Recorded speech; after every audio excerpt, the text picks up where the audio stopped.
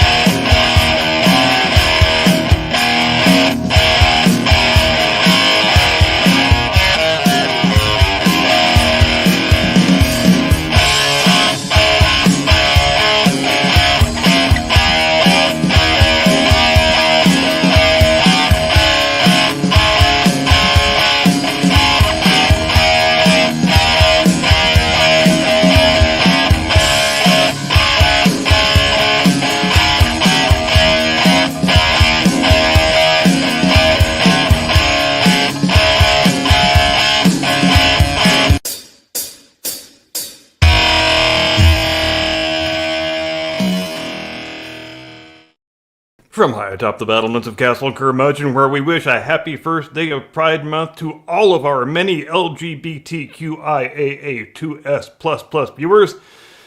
Did I get the acronym right, or did they add more shit to it in the last 3 hours since I wrote this? Who knows? Don't care. More importantly, good evening, Mr. and Mrs. America and all ships at sea. Welcome to the Blast Radius. Thanks ever so much for joining us this evening.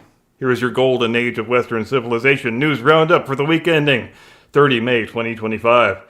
Dateline Washington, Monday, 26 May. In one of his final acts before taking his chainsaw and riding his electric horse into the sunset like a South African John Wayne, Elon Musk announced this week that owing to the very fine work done by himself and the Department of Government Efficiency, the Social Security Administration has canceled the accounts of 12.3 million recipients who were still actively drawing benefits despite being over 120 years of age. And judging by the fact that there hasn't really been any hue and cry of outrage from the supercentenarian community, I think it's probably pretty safe to conclude that all 12.3 million of said recipients are indeed either dead or fictional characters, or some combination of the two. Dead fictional characters, you might say. And look, I'm no fancy academic who knows the New Deal backward and frontward. I don't wear cologne that smells like the aroma from FDR's colostomy bag, although I do have a Gwyneth Paltrow vagina candle. And I did stay at a Holiday Inn Express last night, if that counts for anything. But nevertheless, I feel pretty confident in asserting there was nothing in the Social Security Act of 1935 that extended benefits to dead people and fictional characters. I mean, just ask freaking Mickey Mouse. He's applied for Social Security like 4 million times at last count, and he's only 97 years old. He's only 2 fucking years older than Clint Eastwood. How's that for a total mind fuck? 1, you're welcome. 2, you owe me a cigarette. Then Mr. Musk was quick to point out, as well he should have been, that this is only the wildly obvious cases here. These are just the ones where you can say, yeah, this 146-year-old lady who was born during the Rutherford Hayes administration probably isn't really still alive and cashing her Social Security check every month. And they found 3.2 million of those. So just imagine what those numbers are going to look like when they start digging into the age ranges where people might plausibly still be living, but in reality are not. I mean, to all intents and purposes, when a person dies, doesn't their social security number just become a free lottery ticket blowing around in the wind like the plastic bag from freaking American Beauty, waiting for some fraudster to grab it and go cash it in? And this isn't all just fun and games. This is actually some pretty heavy real-world implications that we're looking at, because we all know that according to the current official prognostications, the Social Security Trust Fund is scheduled to go insolvent a mere 11 years from today in the year 2036. But if we manage to get all the fraud out of the system, I mean, let's say we've got 20 million accounts fraudulently drawing benefits, which seems pretty plausible based on what we know. In fact, it might be a low estimate, if anything. Then would that 2036 date still be true? I can't imagine how it would be. So have we had a viable social security system this whole time? All these many decades when we thought the thing was careening toward insolvency? But all we needed to do was get the freaking fraud out of there? Because it sure looks a hell of a lot like that from where this reporter is sitting. And my 157-year-old great-great-great-grandma who personally shook hands with Buffalo Bill Cody agrees with me too. Dateline Seattle, Tuesday, 27 May. A local Christian pastor is demanding an apology from Seattle Mayor Bruce Harrell after Mayor Harrell wasted no time in declaring that the pastor and his church group, who were violently attacked by a mob of crazed homosexuals while attempting to hold a legal permitted anti-abortion event in a public park, were totally at fault for the fact that they got attacked. And this is a case where I really can't do justice to the thing without reading it out in its entire smarmatastic entirety. So here it is, and bear in mind as you listen, the people he's criticizing and lambasting are the people who got attacked. And I reiterate a question I posted in a video the other day. Why would the gays have a problem with an anti-abortion rally? If there's any group of people who don't have any skin in the abortion game, isn't it the gays? Seriously, what part of this am I not understanding? But without any further ado, here is Mayor Mayor Harrell, quote, "Seattle is proud of our reputation as a welcoming, inclusive city for LGBTQ plus communities, and we stand with our trans neighbors when they face bigotry and injustice. Today's far-right rally was held here for this very reason, to provoke a reaction by promoting beliefs that are inherently opposed to our city's values in the heart of Seattle's most prominent LGBTQ plus neighborhood.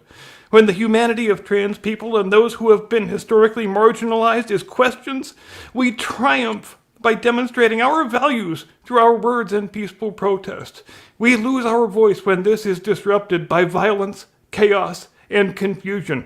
Anarchists infiltrated the counter-protesters group and inspired violence, prompting SPD to make arrests and ask organizers to shut down the event early, which they did. While there are broad First Amendment requirements around permitting events under free speech protection, I am directing the Parks Department to review all of the circumstances of this application to understand whether there were legal location alternatives or other adjustments that could have been pursued. The police department will complete an after-action report of this event, including understanding preparation, crowd management tactics, and review of arrests and citations. I am grateful for those who make their voices heard in support of our neighbors without resorting to violence. In the face of an extreme right-wing national effort to attack our trans and LGBTQ plus communities, Seattle will continue to stand unwavering in our embrace of diversity, love for our neighbors, and commitment to justice and fairness," end quote. Now, in that entire ridiculous wall of text, did you hear anything resembling a justification for why it was okay to attack the anti-abortion people? I myself did not. It's really quite a bizarre statement from top to bottom, almost like he doesn't fully understand that the people he is blaming for being attacked were not there on any sort of anti-gay or anti-trans mission. How is being opposed to abortion anti-gay? Unclear. How is it anti-trans? Again, unclear. And it's also interesting to note, I think, that being against abortion is now all it takes for the mayor of an American city to brand you extreme far right. And up until 5 minutes ago, those are the sorts of labels that we used to reserve for, like, I don't know, actual neo-Nazi skinhead types. And hell, I am even old enough to remember when there was a pro-life Democrat caucus in the U.S. House of Representatives that had several dozen people in it at least, and nobody wanted to kill them. It was not all that long ago. It was in the present century, in fact. So how quickly does the Overton window shift in our current day and age? That's how fast. And that's also what an ideological litmus test looks like. And today's Democrat Party sure has no shortage of those. Being a pro-life Democrat didn't used to be any sort of a big deal, but today it's a deal breaker. Today it gets you branded extreme far right all by itself, as well as anti-trans and anti-gay and what the hell ever else. Do mainstream parties in first world liberal democracies act this way? No, they do not. Only Marxist revolutionaries act this way. Does it make any difference that today's Marxist revolution waves a rainbow flag instead of a red banner? No, it doesn't. Dateline Washington, Wednesday, 28 May. Secretary of the Navy John C. Phelan announced this week that the U.S. Navy will no longer conduct animal experimentation involving dogs and cats, which is welcome news, don't get me wrong. I mean, I can't imagine any material way in which our naval defense readiness was being bolstered by suffocating Fido and Fluffy. And also, we have Elon Musk and the Doge Boys to thank for this one as well, because this was a thing that they identified, and they took it to leadership, and leadership took it to the SecDef, and the SecDef said, yeah, that's a hell of a good thing to get rid of. Well done. But at the same time, knowing President Donald Trump, as I like to think I do, I can't help wondering to what extent this is a total troll move on his part. Like he's testing the limits of how far the media Democrat complex is willing to go with their central organizing principle of, if Trump does a thing, then it's bad and evil and we hate it. Because let's call things what they are. We know for an absolute fact that the moment this news story broke, all of the usual suspects, all of your disgraced former fake news sludge mongers who are currently podcasting from their spare bedroom, your Jim Acostas, your Don Lemons, your Keith Olbermanns, your Jamel Hills, everybody in that whole hall of shame, you know they saw this news and immediately, reflexively, started writing their respective monologues about how suffocating dogs and cats is actually totally awesome. It's absolutely crucial to our naval defense readiness, and Trump would only do this because he's a racist authoritarian who hates democracy or something. Hell, Olbermann probably did a whole fucking miniseries about it already, for all I know.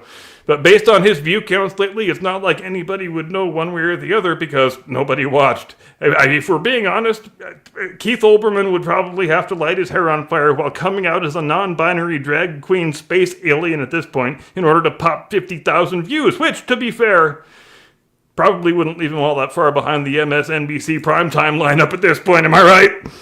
You know, I actually can recall posing that very same rhetorical question from time to time before. In fact, I've probably done it on this very program. The question that says, if Trump says he likes cats and dogs, would Democrats start executing their pets? And I've been pretty firmly in the camp of, yeah, I think they probably would. In fact, I'm fairly certain of it. Because if life has taught this reporter anything over the course of the last decade since Mr. and Mrs. Trump first came down that golden escalator, it's that Trump derangement syndrome and Trump psychosis complex are two afflictions that don't know any limiting principle. And I'm glad for my part that weird, creepy, pointless animal experimentation has been a particular focus of Doge's cost-cutting efforts. In fact, this thing with the Navy Department is just the latest chapter in a series of cancellations that began back in March. And you want to hear about some of the stuff that the National Institutes of Health were doing with Fido and Fluffy? Yeah, I think you do. Quote, one of the grants, worth $299,940, was titled Gender-Affirming Testosterone Therapy on Breast Cancer Risk and Treatment Outcomes, and used toward transmasculine animal experiments in which female cats were administered testosterone and had their ovaries removed, end quote. In other words, for you Alex Jones fans out there, they were not just turning the frogs gay, which they were, by the way, they very much were doing that. He was right about that one all along, but they were also transing the dogs and the cats. They are transing the dogs, they're transing the cats. Is that worse than Haitian migrants eating the dogs and the cats? I can't say. That's not for me to decide. After all, we report, you decide. That's the way this equation remains. Dateline London, Thursday, 29 May. In this week's UK comedy update, Christ, I guess there's a lot we need to get to. We saw His Britannic Majesty King Charles III give a land acknowledgement in Canada, and just, my God, there aren't enough hours in all the news roundups in all the world to properly unwrap all the layers in that onion of irony, so let's table King Chuck the Cuck for the time being and check in with our good friend Prime Minister Sir Keir Starmer, as we seem to do pretty much every week lately, because he always seems to have pretty disastrous weeks that provide fairly ample fodder for comedy shows just like the one you're currently watching. And as bad as last week was for our man Sir Keir, this week was rather markedly worse, it has to be said. And you know why? Because it looks like Sir Keir and the stormtroopers have now lost the services of their most faithful fellow travelers, the fake news media. The woke BBC has turned on the government in about 2 seconds this week after the news, which you heard first on last week's roundup, that Sir Keir has fallen on his proverbial sword and given a big old mea culpa, or an usa culpa, whatever the hell it was, whatever the case may be, about how maybe open borders and mass migration weren't the absolute best thing in the world, and maybe it has wrecked our culture to a large degree, and maybe it hasn't really produced any of the wondrous economic benefits that we said it would. And you can just imagine how this statement went over down at BBC HQ, since if there's anything that we know about the world, it's that the Beeb is the most maniacally left-wing globalist broadcast outlet in the history of the Western world, or frankly any other world for that matter. I mean, these guys make freaking NPR sound like the Barry Goldwater Network. BGN, if you will. Would this reporter pay $10 a month for BGN? Yeah, by God, you bet your ass I would. But that's not important now. The important thing is that the Beeb is very, very upset indeed that the Labour Prime Minister has spoken in contravention of the open borders religion, which, when you combine it with climate change fanaticism, is way the hell closer to a de facto state religion than the Church of England is. In fact, speaking of that, did you hear that the Archbishop of Canterbury retired a few months ago, and they just haven't replaced him? Do they plan on replacing him at some point? Unclear. But it's a remarkable snapshot, I think, of the extent to which the citadel of the British state religion is no longer Canterbury Cathedral, but rather BBC headquarters. If the chairman of the BBC retired, do you think they would let the office stand vacant for nearly half a year? Yeah, me either. If the Prime Minister said the Church of England is bullshit and Anne Boleyn wasn't all that great and we should have just stayed freaking Catholic, would the BBC give one single damn? We know the Archbishop of Canterbury wouldn't complain because, first of all, he doesn't exist, and even if he did, he would probably be off blessing a gay marriage somewhere. And I know it's a difficult thing for Americans to grasp, but you have to bear in mind, over there, the church and the broadcaster are both organs of the central government. You have to buy a television license each year to finance the operations of the BBC, which is basically, as a practical matter, paying your tithing fee to the actual state religion. But as for our friend Sir Keir, whom we may not have to call Prime Minister all that much longer, as it was, even with the Beeb still on his side, his polling numbers were pretty firmly down the commode, but now that he's on the Beeb's bad side, and it might be fascinating to see if them turning on him even does anything to move the needle of public opinion, and maybe it won't. Maybe he and the Labour Party have made the calculation that nobody takes the state-run fake news media seriously anymore, and their granting of approval or opprobrium doesn't really mean anything because everybody knows they're just making an entertainment product. Like a less classy, less erudite version of pro wrestling, but rest assured, Mr. and Mrs. America, our London bureau is on this story like sunscreen on an Irish tourist in the Caribbean, and we will keep you apprised of any new developments. Dateline Washington, Friday, 30 May. All right, this is a conversation that we've needed to have for a fairly long time. Do I know how to say that in sign language? No, I don't, and it doesn't matter anyway. Why does it not matter?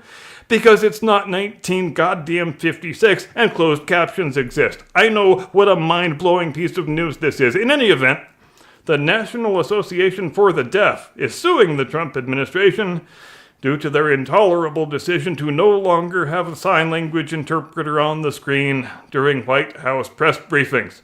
And if you find yourself flipping back in your mental calendar and thinking, it seems like Democrat presidents always have the sign language person on the screen, and Republican presidents never. I wonder why that is. Well, that's not an accident, because that's actually the way it's gone since well before this century began. And why is that? Well, it's called pandering to an intersectional advocacy group, which, as you may have heard, the Democrats tend to be much more able practitioners of than the Republicans. But I did think it was fascinating over the course of the 4 years of the Biden administration just how many sign language interpreters they managed to get through. Like, it was faster than Chris Christie and Jerry Nadler could get through the world's last box of jelly donuts. It was really quite amazing, and I think I'm probably not the only one who remembers the looks of terror and desperation and sometimes near suicidal despair on the faces of those sign language interpreters as they tried their very level best to figure out what words the president was trying to make come out of his face hole. I imagine it's a lot like being an air traffic controller. People just can't handle the stress. It drives them to drink, and they have to swap you out for somebody else with less frazzled nerves. Like 5 weeks later, they quietly ship you off to a little sanatorium somewhere, where they put you in a straitjacket and gloves so you can't talk sign language to anybody. Which reminds me of an old Helen Keller joke. How did Helen Keller's parents punish her when she talked back? They made her wear mittens. And look, if you get the impression that I'm not all that upset over the plight of these sign language interpreters, it's because I'm totally not. I don't know about anybody else, but I've kind of always found sign language interpreters a bit too smug and self-satisfied for my taste. Like they're waving it in the faces of actual deaf people, like, ha ha ha ha ha, my ears work, plus I speak your language better than you do, so suck on that, buddy. In fact, I got this job just because it's such a wonderful advantage, being able to hear sounds and not be a deaf person. Like, seriously, do they have to be so overbearing and obnoxious and trying so hard to call attention to themselves all the time? Because you know what? Here comes a couple of uncomfortable news flashes. Number one, most people are not deaf. Number two, a sign language interpreter on the screen is really incredibly distracting for a vast majority of the viewing public. Number three, closed captions exist, and they are really damn good most of the time. I bet the YouTube live captions on this very video are just as good as any sign language interpreter is. But again, if you're trying to do a real-time Joe Biden to English translation, neither one is really able to achieve anything close to 50% accuracy. We just don't have the technology yet. I heard that's going to be Elon's next project, actually. He's going to build the world's first viable Biden to English translator. And will it cost more than putting men on the surface of Mars? Yeah, it probably will. But you know what the really depressing thing is? That's the end of the roundup.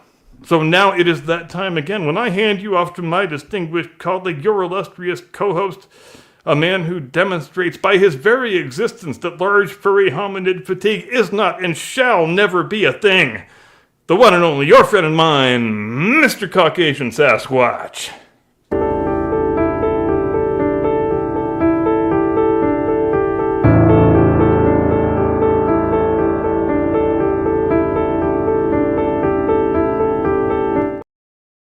Good evening, ladies and gentlemen. Welcome to the Blast Radius, and I am glitching out right at the beginning. This is going to be magnificent. So, rant time. I'm ranting. I'm upset. I'm pissed. Listen. Amazon has canceled the Wheel of Time. And I'm sitting here trying to figure out why on earth they would do this. And the general consensus online is that it was too woke. Here's the problem with that.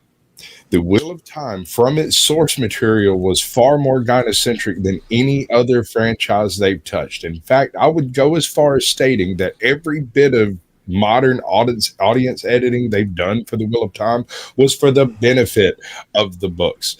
And let me explain. The entire system and series that the series was built, that the entire book series that Amazon built this franchise from was written by Robert Jordan. In this series, there are literally a single monolithic power structure involving only women being able to utilize magic. And of course, there is an entire universe of interactions and single sex everything. There's certain things that men just are not permitted to do. It's extremely gynocentric. It was already tailor made for the post woke ideology of our modern viewers, and they couldn't stand it. They canceled it because when they tried to over wokeify it, it did nothing. It changed nothing in the actual story.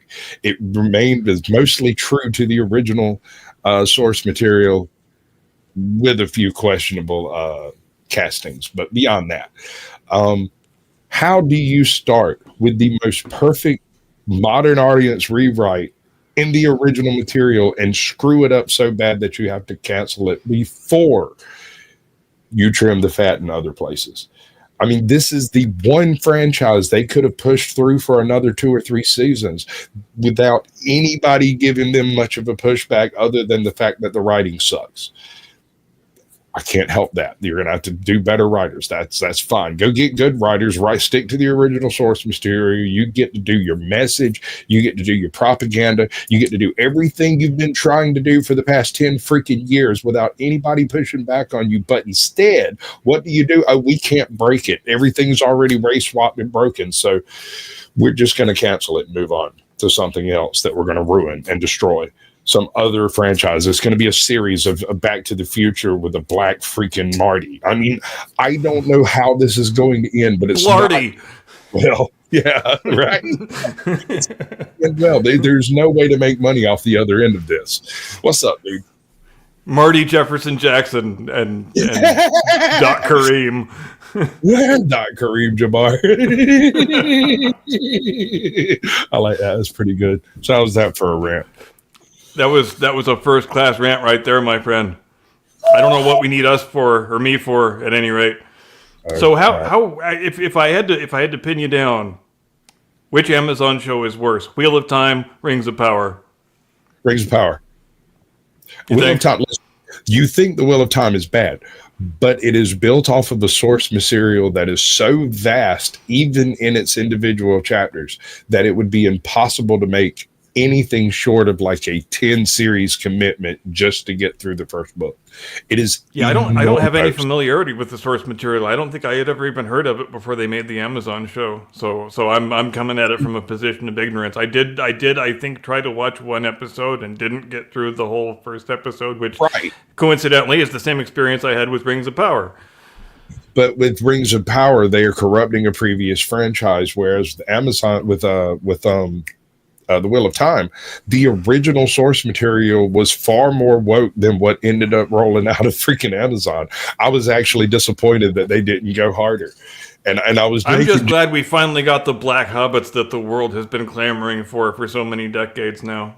Thank you, Jeff Bezos. Thank you, Amazon.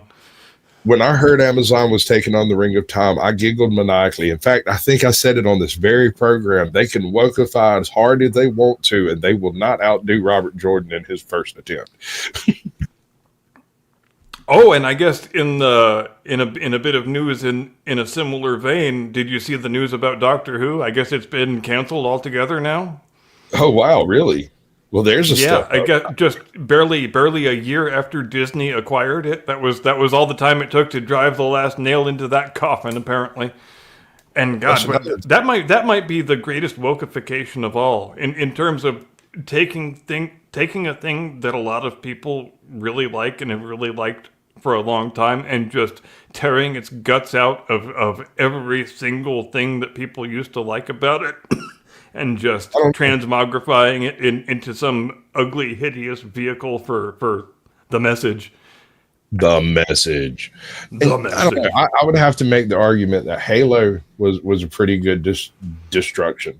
Halo source material was written by some of the greatest authors in sci-fi, and as a byproduct of that, the greater Halo universe is also written by some really, really good authors. And so when they went to make a series on Halo, I was like, oh, this is going to be great. They're going to ruin everything. And I was exactly right. The very first thing they do is show you John 117's face, which is something that has never occurred in any of the games or any of the novels.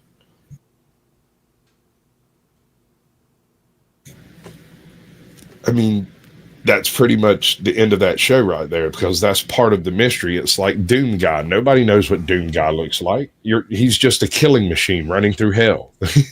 You don't need to know.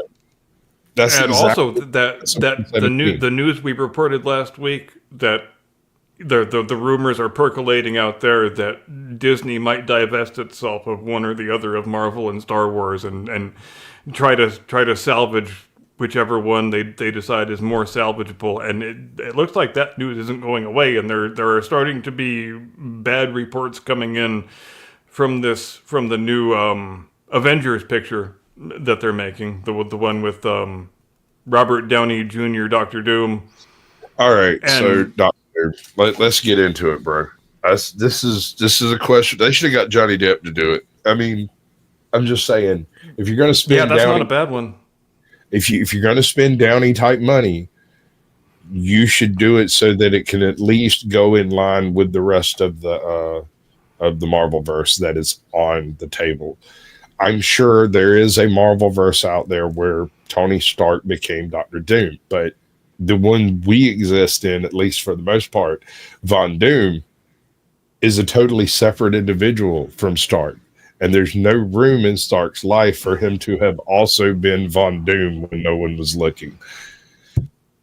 And I'm not to mention, I mean, already, even before you make this picture, the multiverse thing has already made people stop caring so much about any of this shit, because I'm sorry, there just aren't any stakes in your narrative if you can pop over to some alternate universe and grab a replacement copy of whichever motherfucker just got killed. You can do that forever and ever and ever and ever, and what the hell does it matter if anybody dies at that point? When they started going down that multiverse road, I think the thing probably became unsalvageable at that point. Although that's not true. It was unsalvageable when the story ended and they tried to keep the story going. You know, it became unsalvageable in 2019 when fucking Iron Man died and the story ended. Yeah, that should have been the end of the arc. They should have at least made an attempt to start a secondary arc instead of 37 secondary arcs. Yeah, and if you wanted to resurrect it and restart it at some point, you needed to give it a solid 5 years. You know, Sure. minimum. Of So- no theatrical releases, no fucking bullshit Disney Plus shows, because, you know, that hasn't helped either. Right this second, if you had to make a decision right now, do you keep Marvel or Star Wars? Keep Star Wars, dump Marvel. Keep Star Wars, dump Marvel.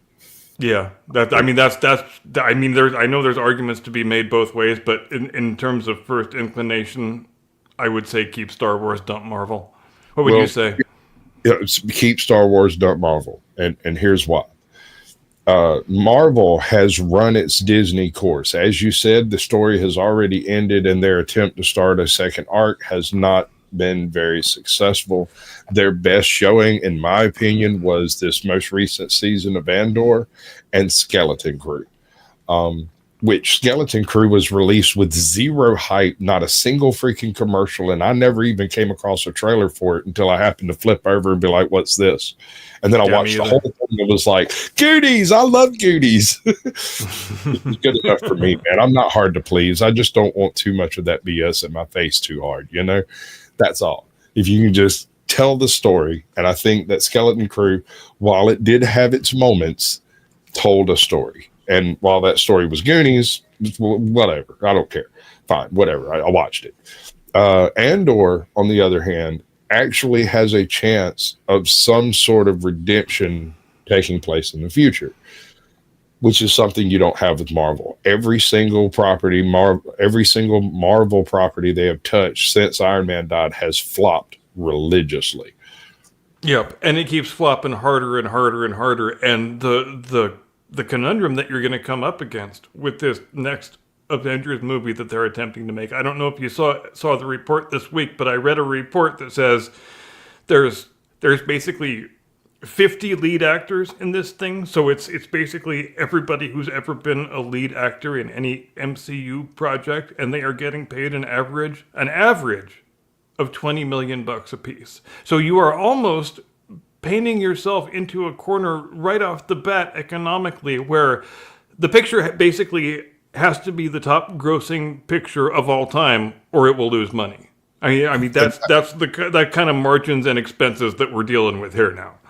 And that's another reason why I suggest you keep Star Wars and dump Marvel. Marvel has so much stake invested in the various actors and actresses that are playing the roles that it would be hard to offload a new character in a new slot of Black Widow.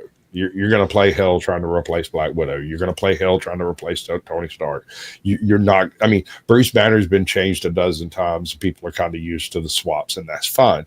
The Hulk doesn't have to look like anything but the Hulk when he's green, and that's fine. As far as I'm concerned, he could look like Jim Eagle, and it'd be fine. Exactly. And Jim Eagle is a handsome fellow. But you're not going to recast Tony Stark as anyone less of an actor than Robert Downey Jr. and get away with it, which means you're still stuck with the high budget, regardless of how you cut it. With Star Wars, they have the ability of basing brand new characters off of Legends material. They have 25 years of Legends material behind them that was written by some of the greatest authors in science fiction history, and they can totally crib that out without having to pay a dime. Right. And another reason I would be so inclined as far as keep Star Wars, dump Marvel, is because Star Wars has been a viable cinematic property for quite a bit longer than Marvel has. Even though, you know, the tail of the tape says Marvel has had the more individually successful pictures, I still think Star Wars has to be the more valuable brand just because it's got a half-century long footprint, where Marvel really only becomes a viable movie studio in around 2010, around Iron Man 2, 2012. Yeah, somewhere in there. I think it was really Captain America: Winter Soldier was the point at which the thing gained critical mass and became viable. I don't know if there's any reasoning behind why I say that. It just kind of feels that way. All right, can we all agree that the second Iron Man film was pretty much trash? It was pretty much trash. Okay, it was pretty much trash. All right. So that being said, when you watch it in a series, you kind of have to annex out the second Iron Man movie. But having Iron Man be the first movie, but Captain America being the first Avenger and presenting it that way was absolute genius. The way they did it by doing separate movies for the individuals, if they could have carried that philosophy forward, they could have done this for the next 20 years and nobody would have cared. Oh yeah, and they did so well at building up to that crescendo. Even though some of the movies were not good, and some you might even say they sucked, but they built up to that crescendo that they reached in 2019, where they managed to pop the most profitable box office picture of all time, and now they crested that wave, and now they are all the way back down to where the fourth Captain America, the Captain Falcon picture, if you want to call it a Captain America picture, but the fourth picture in that series basically did the exact same number that Captain America: The First Avenger did back in 2011. And you know, there's no way you can put lipstick to make that pig look good, dude. Exactly, and did it with like the original Captain America film had, you know, your basic, you know, early Marvel Disney hype. It was decent, but no one had seen Captain America done well, and they were all hoping, and they got exactly that. Boom. Yeah. Every attempt previous to that of doing live action Captain America was completely embarrassing and ridiculous. I mean, even so, the guy with the clear shield on the motorcycle back in the 70s, and God, that was one of my favorites, dude. I love that motorcycle. Shut up, dude. Stop. Yeah, plexiglass shield, and then you had they did that very low budget Captain America picture in 1990. I want to say. I think it was an Italian production or something like that. But, you know, in terms of a so good it's bad, it's probably worth checking out if you're smoking a whole bunch of weed. But yeah, it's only. Look at it. But that's where it was commonly assumed, and perhaps not unreasonably, that you just couldn't do a good live action Captain America picture. And what a stroke of genius it was getting Joe Johnson to do that first bit. I think Captain America: The First Avenger is an underrated picture in general, and I think it's also underappreciated for how crucially important it was in developing the canon of the MCU, because it's such a great movie that succeeds in being exactly what it's trying to be, which is basically a series of comic book panels blown up to the big screen. Yep. And in terms of the visual aesthetic and costume design and set design, it does all of that stuff so well. And I think it doesn't get enough credit for how good it is. I have a controversial opinion on Black Panther. The first movie, not the second one. The second one was a bald-faced cash grab, and that's all it was. But the first movie... You mean you're not accepting a noodle-armed 78-pound woman as Black Panther? Is that what you're telling me, you racist, misogynist? Sorry. No, I'm telling you that it paid off, and they made money. That's what I'm saying. But the first Black Panther film, and a lot of people had hate for this film, and still do, but I think it might go down in history as one of the better Marvel films in the distant future. Once all the dust settles and all the money crashes out around it. And allow me to explain why.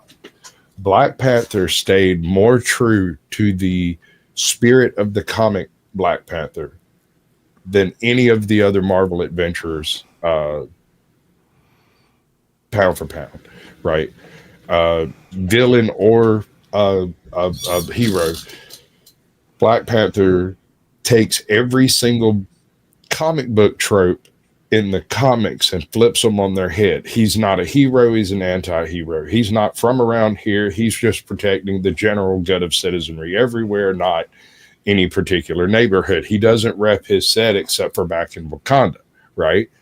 Otherwise, he's just this dude who kicks people's asses who are being assholes, and that's it. Until there's some world-shattering thing that comes to his attention, he doesn't break out any toys more than Batman does. But when they made a movie of him, if you try to invert the comic book tropes in a movie, it turns into basically trash. It can't be done directly. And so what they did instead is they inverted all of the classic movie tropes, including a double handful of the Marvel movie tropes that had already been established up to that point, where you end up having all the women stance up and get ready to fight, and then the fight never actually comes to them. Ends up being taken out by the Hulk or Thor or somebody else. This whole idea of like casual misogyny where all the male superheroes are taking the brunt of the fight while the females are running around trying to get in this.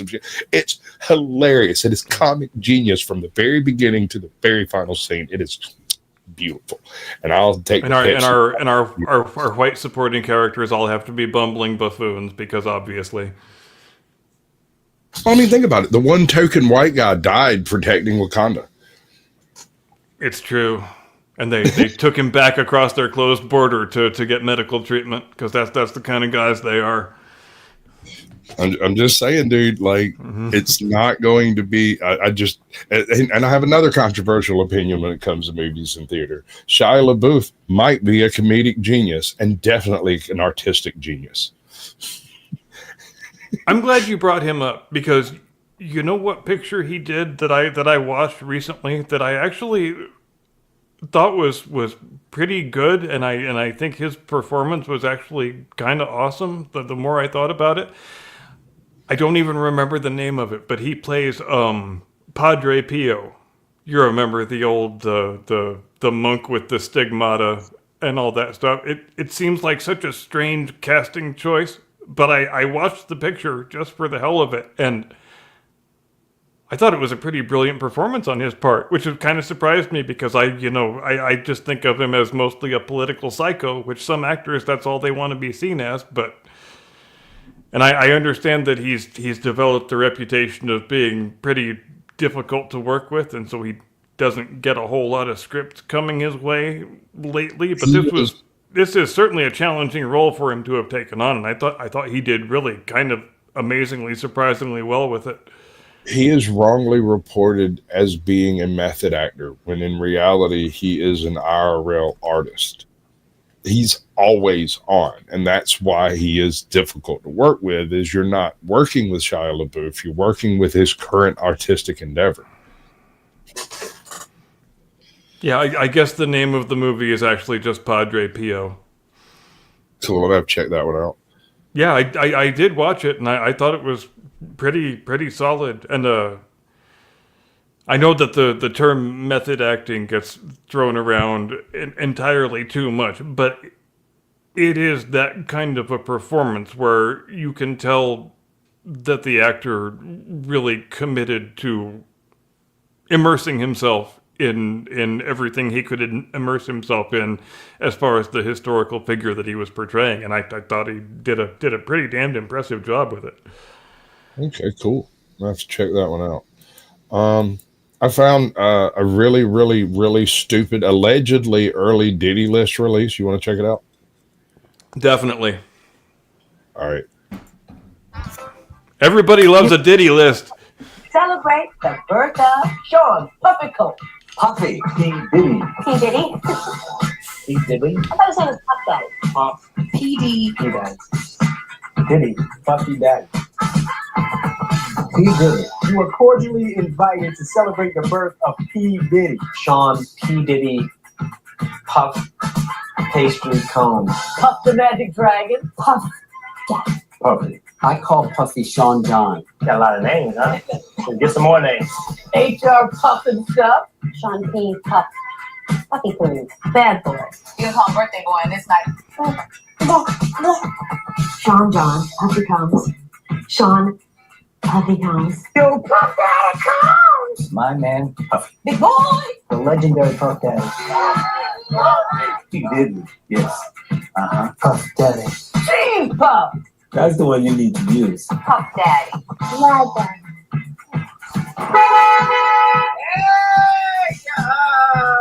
Hi guys, how you doing? On November 4th, you are cordially invited to the birth of Puff Daddy. Yay! Does anybody have any idea who Pauly Shore is today?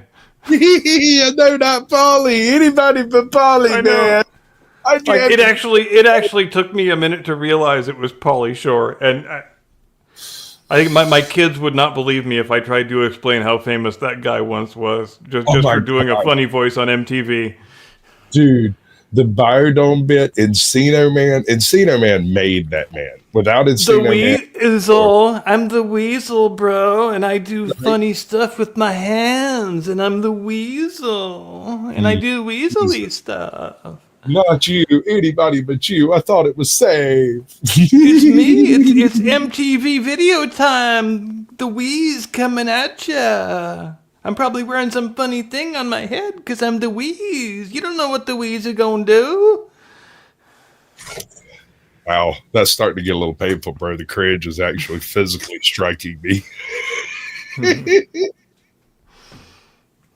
And what a way to advertise for drugs too, man. Like, Jesus, whew, bro. Oh yeah, I'm sure he was totally straight edge. No chemical assistance with that act, none at all. God damn it. But yeah, no, I figured y'all appreciate that. I stumbled across that earlier today, and the fact that it had the list of people involved with it that were, I was like, Yes. Oh, yeah, that was great. I am the walrus and he is the weasel. Damn right. Somebody should do a Pauly Shore version of I Am the Walrus. Maybe I should do it. Don't tempt me, bro. I am the Eggman. I am the Eggman. I am the weasel, brah. Wow. What's up, Peace Donobo? Let's go through chat right quick. Let's see who we got. Oh, I screwed the pooch. I hit the wrong buttons every chance I get. Stop man. screwing the damn pooch. Yeah, the pooch doesn't like How many it. times have we talked about that? The pooch did not give her consent. Oh, well. Guess who got the goal? Scotty Waddles. Or one of his Absolutely. pets. One of his pets. We got Kissy May in chat. Appreciate you coming through. We got Pod Home Lighthouse is in the chat. Lord help us, Tampa. Good to see you. Logical Spark. Jason Goudet. Lawyer Chick. 5,000. Welcome to the chat, babe. We got Tiger Man McCool. What's up, Tiger man? Man in the house. We got a lot of the legends. Right, we got Grim Ben in here. It's good to see you, bud. Appreciate Yep, you good to coming. see you. Ex bootlickers joined the chat. It's good to know you had to, call off that bad habit you have. What's up, Wandering Hippie? Welcome in, bud. 5 Fists in the chat. Good to see you, bud. See P Fletch 83. Welcome in. Oh, we got Queen Bird in the chat. Of course we got Queen Bird in the chat. Yo, We can't do the fucking show without Queen Bird in the chat. You Yeah. know the rules. that's the way it has to go, man. We got Abe in the chat. Welcome in, bud. Appreciate you coming through. Really do. Peace Dynamo has joined us, and I think that gets us back to Queen Bird. Throw it into an AI and make that song with Paulie's voice. Damn you, straight to hell, young lady. You are an evil, evil person. All right, make it happen, Captain. I think when I was young, I could do a pretty solid Pauly Shore impression, but it's back when you heard the guy's voice every day, it was easier to do. But it's been so many years that I don't think it's in very good shape. But if you gave me a couple days to brush up, I bet I could kick its ass up one side of the country and down the other. But I ain't here to brag. Can I come at you with something fairly esoteric that I warned you about when we were backstage? Sure, hit me. Just a little astronomy / ancient anthropology thing. Take it for what it's worth and tell me how stupid I am afterward. I'm watching a video with my dad earlier today about a young man who's climbing the tallest mountain in the Americas. I can't remember the name of it. Seems like I should know the name. Don't know the name. But anyway, it's in the Andes, obviously, right on the border of Chile and Argentina. So I pull out the internet machine and I start reading some stuff about the mountain and the area. And I'm acquainted with the area already somewhat because it's in the vicinity of the Atacama Desert, which we have a lot of astronomical observatories down in that area because it's, such a great place to look at the stars and see the southern sky. Many people don't realize that, if you've lived your whole life above the equator, you've only ever seen the northern sky. If you've lived your whole life below the equator, you've only ever seen the southern sky. And the thing that got me thinking was, think about how much that affects the development of our religions. Back in ancient history, when the people looking up at the northern sky see different things, they see different constellations, and so they invent different myths that become the starting points of their religion. Meanwhile, if you're down in South America, if you're on the Andes Plateau, if you're in the Atacama Desert, where that mountain is, that's the best place in the world to look at the sky. You can just look up and see the freaking Milky Way blazing right across the center of the sky all night long.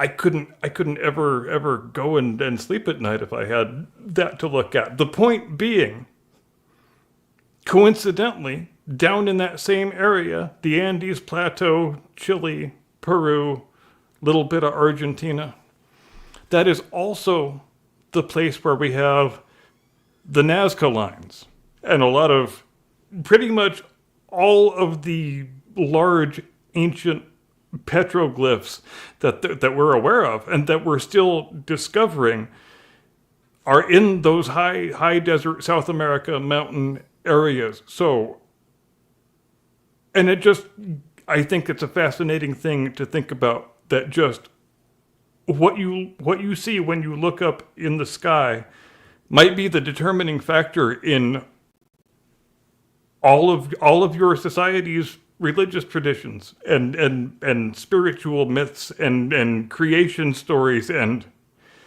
all that stuff is determined by that. And because obviously it is. And how fascinating is that? Now go ahead and tell me I'm completely off base on the whole thing. The only real That's all I've got. The only real thing that I would bring up here is the Atacama is on top of a plateau, and that mountain is on top of that plateau as well. Right. That plateau is significantly higher than most of your other civilizations on Earth that aren't in like freaking Tibet or the Himalayas or something. Yeah, the yeah. point being, those are those of all the ancient peoples on the Earth, they are the ones with the best view of the cosmos, and so and as a conclusion, you can almost say that the people who are the closest to the cosmos are the people who are most concerned with trying to communicate with it, with in the construction of your Nazca lines and your giant petroglyphs, and I think that's awesome. And it's probably not a coincidence. People who can see the sky less well probably have less of a desire to communicate with whoever or whatever is up there, right? Yeah. Well, the one caveat I wanted to put on this is specifically the Egyptians were one of the very few ancient societies that actually had access to things both north and south of the equator. And their cosmology reflects that to an extent. They largely had the cosmology of something about a dome, something about a sphere, and something about an egg. They didn't believe the Earth was round, but they also didn't believe like space was space. So, yeah, and you get, I think most people don't realize that you get a pretty profoundly different view of the night sky when you're on the equator than you do when you're on the Tropic of Cancer or the Tropic of Capricorn. I mean, those are three different skies you're looking at. Different sets of constellations, and everything that proceeds from that. Right. No, you're right, and one of my oh god, this is gonna get kind of tinfoil hatty, but stick with me. Are you familiar with the Perry Reese map? It sounds familiar. All right, so this is the map that supposedly shows aspects of South America and Antarctica without ice. Yeah, I know the one you're talking about. Okay, so the story behind the Perry Reese map actually carries a little bit of lore with it. It was copied from from other groups of maps that were supposedly copied from some Indian navigators that were supposedly copied from a collection of maps in New Delhi. Now, that collection of maps is completely gone. There's no reference to it whatsoever. And as far as the other source maps of the Perry Reese map, we have virtually nothing of it, with the exception of a couple of the really early, or actually probably copies of copies, to be honest, right? But yeah, it's the cartographic equivalent of the Q document from biblical scholarship. The unknown prior text that we don't know what the hell it was or what the hell it said. We can infer what it said from the things that were based on it, but it's still a big damn mystery. Right. So there's a whole bunch of like really weird tinfoil hat stories associated with this type of stuff. But there's one thing we can actually kind of, and yes, it does require a little bit of faith, but it's kind of a faith in people being people and not faith in some greater anything taking place. Just that people see things that are important and recognize them as important and save them. And the concept of the navigator being a kind of like the old, what was it, the mariner, the great mariner, the old ancient mariner, that type of concept that some people take it upon themselves to map coastlines. They just do it, right? When you're talking about compiling hundreds of maps across possibly thousands of years and putting it into a reasonable consideration of reality, the idea that you would accidentally happen to hit on the coastline of Australia, the coastline of Antarctica without the ice is really weird. And so next week, I'm going to be bringing in some stuff on the Silurian hypothesis and the possible existence of pre-ice age civilizations, and how a group might have carried myths from that civilization to our current iteration of human civilization. I'm not saying they went industrial, possibly not even a agricultural revolution at all, but maybe we'll see. Well, I'm glad you brought that up, because I'm glad. I find it encouraging that that whole conversation is, I think, starting to leave the realm of taboo and enter the realm where it's okay to have polite discussion about it without somebody trying to slap a tinfoil hat on you, because it still is very much an open question that there might have been an advanced civilization, before any of the civilizations that we know about, that was 15 or 20,000 years ago, that we haven't discovered any evidence of yet, but we have a whole series of reasons to infer why that might be true, and there's no reason why we shouldn't investigate the question. It's not like civilization probably just popped up with one day with the Sumerians. I mean, that would be pretty highly improbable. These Sure. guys got the stuff from somewhere, so the somewhere has to be something, correct? And also, there are a couple of myths that are shared across every single early civilization we can Exactly. The commonality of flood myths, most prominently. Yep. find. Yeah, specifically that and dragons, things flying in the sky. There's a double handful of that go across the full spectrum. One of the weird ones is the Association of Fish People, but we'll get into that next week. This week, we have entered the call-in section of the show. We got the link dropped in both chats. I think I'm a mod in yours, so it should be dropped. If you want to pin that over there, you could. I've pinned. Yeah, it let me go pin that thing. I've got some memes from our good friend Acorn Stash over here. He has collected some hot, fresh memes just this afternoon and posted them. If you happen to talk to him, tell him Sasquatch sent you. It'll confuse the shit out of him and tickle the hell out of me. Welcome bumper sticker after finding out that some refugees are white. Dun, dun, dun. Comment Happy pin. Sunday, everyone, and welcome back to the show. I'm your host, Acorn. I hope all of you are having a great weekend and that you're ready for today's show, Laugh While the World Burns, where we highlight some of the idiocracy that is modern day society. I love this dude. If you enjoy this series, please help support the channel and enjoy today's show to the end. And share this video with your family. Yes, we are talking Younger Dryas era, perhaps even pre-Younger Dryas era. You have to understand, the Clovis people are pre-Younger Dryas. So there were definitely people in the Americas pre-Younger Dryas. There's really no argument about that anymore. So there's no reason why there couldn't have been some level of civilization, even if it was specifically light on the land. But we'll get into that next week. I'm looking this one for a minute. Friends and social media. We have a lot of good memes and some idiocracy news today, so let's get into it. If your city bans plastic straws but hands out free needles, you're being governed by idiots. Even if it was only them banning straws. God, he is so on point with that one. It's so reductive, but so true at the same time. It is, but it's one of those cases of fractal logic where the microcosm is identical to the macrocosm. I'm sorry, I didn't mean to get so. And there are indeed some times when correlation really is an instructive thing. Agreed. Florida woman allegedly attacks 72-year-old Trump supporter wearing MAGA hat.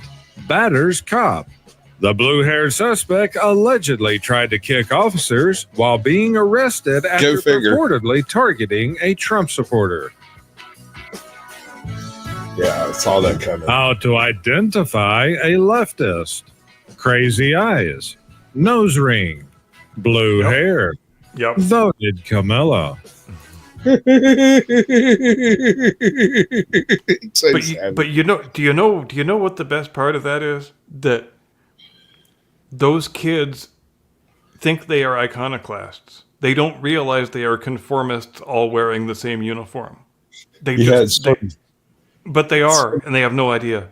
Sort of a rage for the machine kind of mentality. We're going to be the resistance. Yes. Oh God, what a fantastic way of putting it. I wish I could give you a high five. I'm giving you an internet high five right now. Yes, sir. I mean, that's exactly what it is. When your front man refuses to host a show that's already sold out because there was a few people in the crowd not wearing masks, you're raging for the machine, bro. You are raging for the machine indeed. You are absolutely right, my friend. These people. I'm an astronaut now. Well, I guess I'm a firefighter. This cabin and 200 acres. Oh, that was good shit. Oh yeah, that was fantastic. Can be yours for free, but you can never watch football again. Would you Yes. take it? Yes, Yes. absolutely. 100%, hands down. And I'd never look. All right, a little bit of Sasquatch lore for you. I grew up with a guy who worshipped the red, white, and black of the University of Georgia. This guy came out of his mother's womb with the intent of being a Georgia coach. Today is a Georgia Bulldog coach. pride, baby. Bulldog pride. Hunker down, boys. What I'm getting at is this. When we were young fellows and watching football together and stuff, and I hate football. I've always hated football. But I did watch the Dogs because he kind of hooked me in real early on, and I got this That's DAWGS, dogs. Dogs. So he noticed one day that every single Dogs game that I watched, they would lose. And he made me promise to never, ever, ever, ever, ever, under any circumstances, watch the Georgia-Florida game ever again. Ever. Ever again. Like, he offered to pay me. We were roommates. He was in college. He was like, I'll make you a deal. Because I don't remember exactly what year it was that we lost like 3 years in a row or some crap, and they were cooking us up real good. And he just like comes over to me, he's like, dude, stop watching the games. It's like, oh. And I did too. I haven't seen a Georgia football game in 10 years, 12 years. And I sorry, I didn't mean to interrupt. You're good.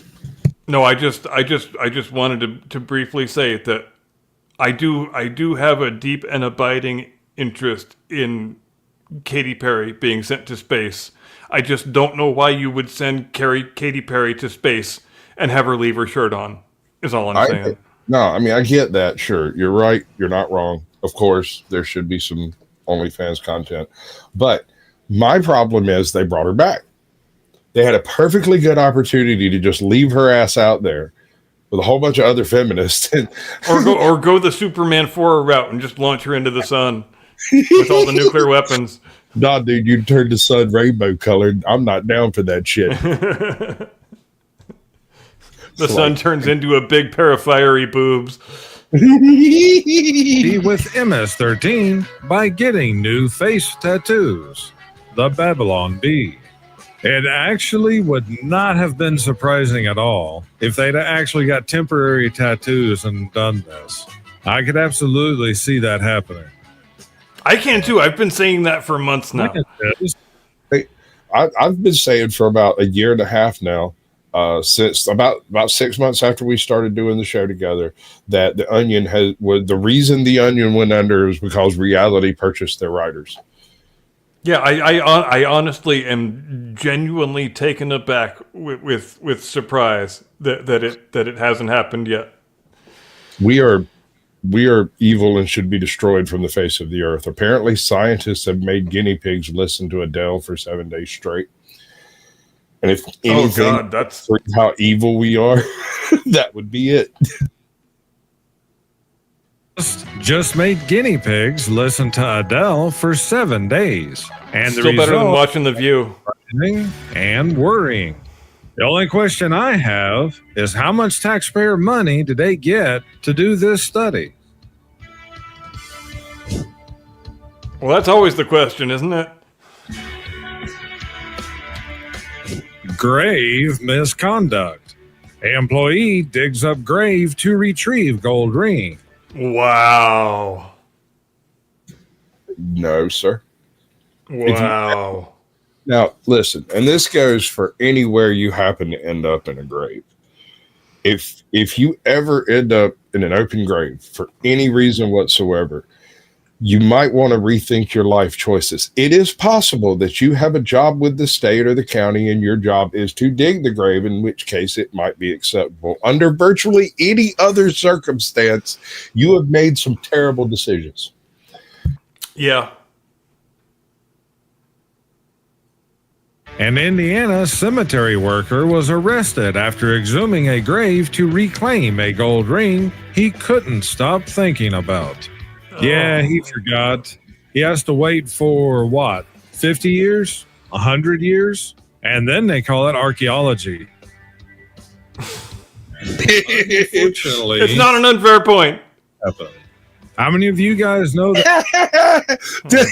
Oh, that's good. That's fantastic. Look at that. Look at that. He's Alcatraz inmate number one. Like that would have been science fiction 5 years ago. Just that picture existing back in a world where there was no Black George Washington. You know, when a Clinton ends up in Alcatraz, we'll have a second filming of The Rock. Welcome to The Rock, boys. Yeah, right. That Trump and Hillary are actually cousins. No wonder Democrats are so confused. Woman, mostly peaceful, Native American, expert, oppressed, hero, good kid, president.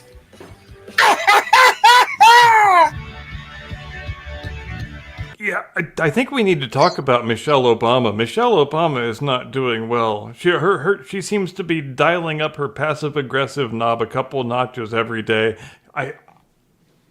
She really doesn't like being married to her husband. I mean, wasn't there something about Jennifer Aniston and all of that? I mean, can you blame him, her, or either one of them?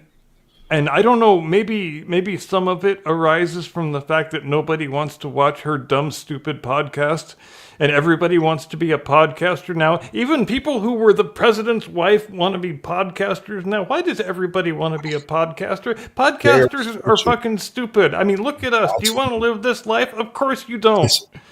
I know what it is. I know exactly what it is. The left has no rudder. They are currently unled, unbound, unfocused. They're just reeing into the night and no one is listening. We don't care. We're laughing our asses off. It's hilarious to me how broken some of these people are. And I knew it was completely lost when someone approached me the other day. He was a young man. I've known him for several years. He recently turned 18. He looked at me and he said, "You know, Sasquatch, when I'm a man, I'm going to be a Democrat." And I said, "Now hold on, sir. You're going to have to pick one or the other. You're not going to be able to choose like that."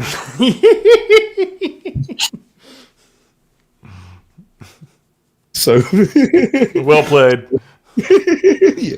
No, he didn't get it at the time. Poor kid. Called me back just right. Yeah, after thinking on it, which means he's fairly based. He'll never make a Democrat. Yeah, probably not. You have to be really, really credulous and willing to accept a lot of stuff in order to live that life. Well, no, see, there's one thing, and I've heard that a lot from a lot of different podcasters who are more based than your average, chemistry student. The lack of leadership is part of what is drawing in some of the more chaotic and less functional members of our youth. It feels like a rebellion to them because there's no leader, and it could be anybody. Anybody could pop out front in the next couple of years, and poof, you'll have a, Oh yeah, I mean, so somebody we've never heard of, just like nobody in 1990 had ever heard of Bill Clinton, and a couple of years later, that dude's the fucking president. All it takes is the right set of circumstances. And that's where they're at. If there's going to be a huge cultural, maintenance, because it wouldn't be a shift, it would be a centering, a recentering, if that's, which I believe. Yes, very much so. Donald Trump was a recentering. Donald Trump firmly recentered the Overton window from where it was in the 90s to liberal mid-90s politics is now considered conservative. So Yes, or That- extreme far right even. yes, that was a huge recentering of the Overton window that has taken place. And Yep. I believe that another one could take place with whoever comes out in lead of the Democrat Party in the next couple of years. I think that'd be very interesting to see in the future, and I can't wait. I've actually been thinking a lot about Ross Perot lately and just how pivotal that 92 election was. Because, as we know, Bill Clinton never becomes the president if the conservatives don't split that vote between George Bush and Ross Perot. And Perot, I think, had a pretty good chance to be the president. I wish I could still understand why he dropped out and then dropped back in, but I think it also says a lot that he dropped back out and dropped back in right at the end and still pulled 20%. And that was the greatest opportunity we had to smash the whole duocracy, and we didn't follow through. And I want to have a better understanding of why that happened, so I think I'm going to do a video about it this week. Okay, before you do that video, let me ask you one question. Who was operating the CIA at that time? And we'll move on. So, back to the memes. If you gave me 90 more seconds, I probably would know the answer, but that doesn't make good television. Yeah, no, it's fine. No, you're not supposed to know. My point is that it had recently transferred out of the hands of Georgie Porgy, right? So you were largely still dealing with the I guess you'd call him Republican, semi-conservative. I don't know, dude. I don't think anybody who's director of the CIA can be a Republican. I just don't believe it. And we also, of course, had a almost a carbon copy of the same thing back in 1912, but that election wound up being far more damaging. I mean, we are still dealing with the bad consequences of that election right up until the present day. Our great-great-great-grandchildren will still be dealing with the consequences of the 1912 election. The point being, Woodrow Wilson never becomes the president unless Theodore Roosevelt runs third party. Because he decides that William Howard Taft has done such an intolerably bad job that he has to come in and replace and it was a great American, a great man, did very few things wrong in his life. That was the worst one. In doing that thing, in running against Taft instead of supporting him, he gave us 2 terms of Woodrow Wilson and all the calamities that accompanied it. And I think there is not a sufficient enough public understanding of what a disastrous inflection point that was in American history. I'll buy that. Cycling World Championships complains how unfair it would be if she were excluded. Nebraska man facing 2 felonies for allegedly attacking neighbor, 7-year-old, with lightsaber. And like a real one? Sounds like something that would happen to Rand Paul. An Auburn man faces 2 felonies after being accused of attacking his neighbor and her 7-year-old daughter with a lightsaber. County Sheriff deputies said White, 25, admitted to striking the woman and her child. According to court documents, White stated that he had become upset with the victims because their rent was going to be raised due to them keeping the thermostat set too high. Now, when we say they were attacked with a lightsaber, what actual kind of object are we talking about there? I believe it is one of those plastic doohickeys that you collapses down in itself with a flashlight in it, that type of thing. Right. That's probably the natural assumption. But I mean, do a better job as a news reporter than just telling me that someone got attacked with a fictional object. I get what you're saying, but at the same time, I mean, this definitely has the clickbait that I was looking for. Yes. Yeah. Sometimes I fail at thinking like a clickbaiter. I will give you that. Deputies described the lightsaber as a higher quality device that was 3.5 feet long, made of metal and thick plastic. 3.5 feet. That is a lightsaber. Motherfucker of a lightsaber, dude. That's like the Kylo Ren model. No, that's maybe that's the lightsabers you build at Disney when you It's go like the in. lightsaber pole vault. Just think, when the cops had to fill out the police report, under the weapon, they had to list it as a lightsaber. I love it. I love it. A I love it. transgender cop car. Look at that. Are you guys cops, or you just identify as cops? Oh my god, that was great. I love that so much. That was That are brilliant. forced to drive these cars absolutely hate it. I want to inject that video directly into my veins. That's China relations. That's That's true. Wait, what'd you say? I want to inject that video directly into my veins. I mean, can you imagine how much your chest would swell with pride as a sworn police officer driving around in a transgender police car? I mean, Well, I don't know if the car is transgender, but it definitely represents transgender. So there's that. you know, I often wonder the same thing about the London cops. Like they make them drive around in these cars that look like floats from a gay pride parade. Like, is that supposed to strike fear into the hearts of criminals? Because it No. doesn't. No, that's not what it's for. actually pretty true. Leftist women, leftist men.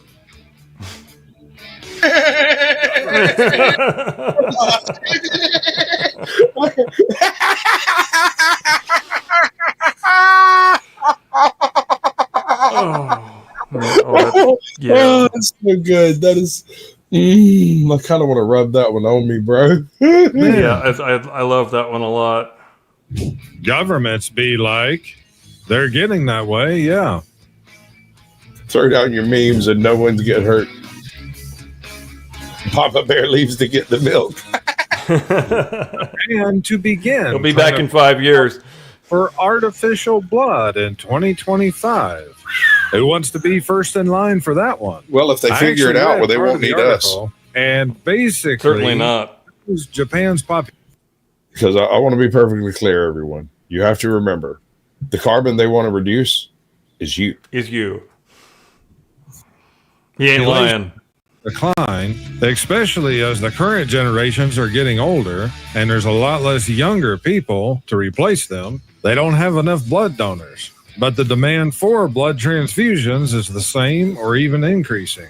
Still yet, I wouldn't want to be the first in line for that. I wouldn't want to be the last one in line for that either. Former McDonald's employee opens card.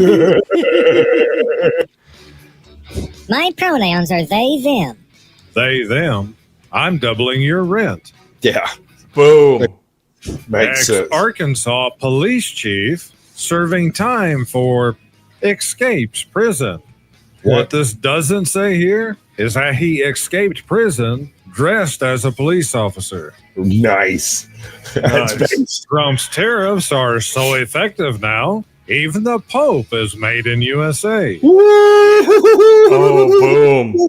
Ooh, I hadn't even thought about that, man. Ooh, that's savage. That's savage. Let it burn. It's a mic drop.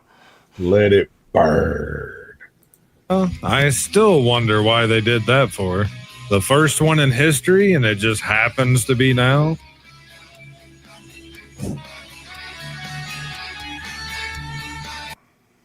Capitalism is immoral because you have to work or you starve. Literally, Lenin, he who does not work shall not eat. Oh, if only we had AOC here to explain this one to us. I have showed you the campaign, the AI campaign thing, right? Yeah, we did a whole episode about it last week. Good, because it turned out I hadn't showed Sam, and he got downright peeved with me, and I started worrying about whether or not I'd showed you. Oh yeah, it's on the highlight reel and everything. Made a bunch Lovely. of shorts about it. Yeah, it's saturated. It's beautiful, bud. Pigeons cause chaos aboard Delta flight. A pair of unticketed feathered passengers delayed what should have been a short flight between Minnesota and Wisconsin on Saturday. Tom Kaw, a passenger aboard the Delta Airlines flight between Minneapolis and Madison, shared footage of. Hold on, sir.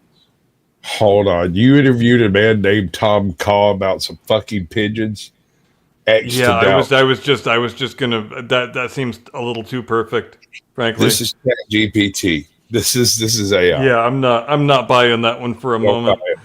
Not a bit. Of the disruptive pigeons with Nexstar's WFRV. In a post in his Instagram, Kaw explained that a passenger reported a pigeon on the plane to a flight attendant, and that the pilot confirmed it. The pigeon was carried off the plane. Don't buy it. CEO pay is up 1,085% since 1978, while typical worker pay is up just 24%. Why do we always hear we can't afford to pay our workers more, but never we can't afford to pay our CEO more? Yeah, I saw it. You want a piece of that one? Or is it just Not really. It's It's pretty self-explanatory. Well, the CEOs typically are the people that pull the levers of power within the actual industry in question. And if they're capable of drawing off a higher salary, even if they're using a golden parachute clause, do you blame them? Yeah, I don't have any problem with CEOs making a lot of money. It's just not an aspect of class warfare that interests me in the slightest. People should get paid whatever they can get paid, whether it's an incompetent woke CEO or an incompetent woke news anchor. If you can get someone to pay an impossibly unconscionable amount of money for the thing you do that should be completely worthless, more power to you. Free country and all that. I mean, go. Give me the money. Give me the money. Okay. You give me the money, okay? Okay. A news article a week or two ago. I can't remember what at the same time explained to me why our electric bills never decrease, even though we have swapped to all LED lights, Energy Star appliances, and built massive solar and wind farms. Yeah, it's funny how that works, isn't it? Mm-hmm. Did you hear about some of the restrictions being lifted on nuclear power plants? I just saw the headline. Didn't read the article. Fill me in. All right. I didn't read all of the article. I actually stashed it somewhere, but I don't know where I put it. It's a good thing to talk about, though. I'm glad you brought it up. We only got 3 minutes, but we can make this happen. All right. So basically, Yep. The reason we haven't built any type of nuclear power plants since 72 or whatever it was, 71, is because I can't remember which president, but one of them signed a bill that made it illegal to transport nuclear material over the highway system, which pretty much made it impossible. That was Jimmy Carter thing, right? So, which pretty much made it impossible to transport nuclear fuel unless you're the military. Right. And so that completely curtailed energy research and production for years since then. Oh yeah, and then additionally, they made it impossible for us to build the Yucca Mountain repository where we were going to dump all of the spent fuel rods. So that increases the difficulty also. We've had 25 years since the last time we've actually looked into the production of nuclear power on a mass scale. And that 25 years has largely been picking apart the mistakes that were made in previous designs and updating those designs to safer formats. But not only that, there have been further design increases in what are referred to as daughter element reactors, which is where you take the spent fuel rods from reactor 2 in Savannah, and you use it in a reactor in Arizona to do the next tear down of neutron exchange or whatever. Yeah, because it's still got enough left in it to be useful for that. So of course you're going to use it again. Why wouldn't you? Well, not only that, once you do this a few times, in which the technology isn't 100% there yet, but it's not 100% there yet because we haven't been capable of doing the testing that's necessary to get us there. Yeah, because we skipped that whole 25 years of innovation for no damn good reason. So with the ability of being able to transfer some of these spent fuels to new testing sites, we should, at least theoretically, in the next year or two, start having nuclear plants coming online utilizing some of the old spent fuel rods from previous designs, reducing their radioactivity and their level of danger to future humanity, and creating power at the same time. We are solving a problem with a problem. Everybody wins. Everybody wins. We export power. Your power bill goes down, or maybe not because they're greedy bastards, but whatever. It's still better for the planet and the future and is brilliant. It is the only source of green power that actually exists on Earth. Otherwise, you're transferring Earth's power itself, which it needs to maintain itself, into power. Solar the power only farms, zero emission power source that is known to science. right. The solar power farms take up so much space of areas that usually have grass or trees or whatever else you'd have on it. And if it's not in an area with grass and trees, it's too dusty to actually take beneficial effect of its position in the sun. Yep. Nature itself is fighting against this concept. It's not just me, bro. Nuclear is the only actual answer for power. And with that, I yield the floor to you. You got to do some things and some stuff and things. Ladies and gentlemen, thank you for joining us here on the Blast Radius this evening. The best part of our Sunday night is spending 90 minutes of it with you. So be sure and join us again next weekend, next Sunday, same time, same channels. But watch on my channel instead of his channel because it's better that way. Anyway, have a great day and a pleasant tomorrow and an edifying rest of your week. I'm going to have a lot of content coming at you. He's going to have a lot of content coming at you. Watch all of it. I'm even going to make 10 videos out of this freaking live stream. Watch all of those. You'll be glad you did. We will see you next time. Do not comply. Get off my lawn.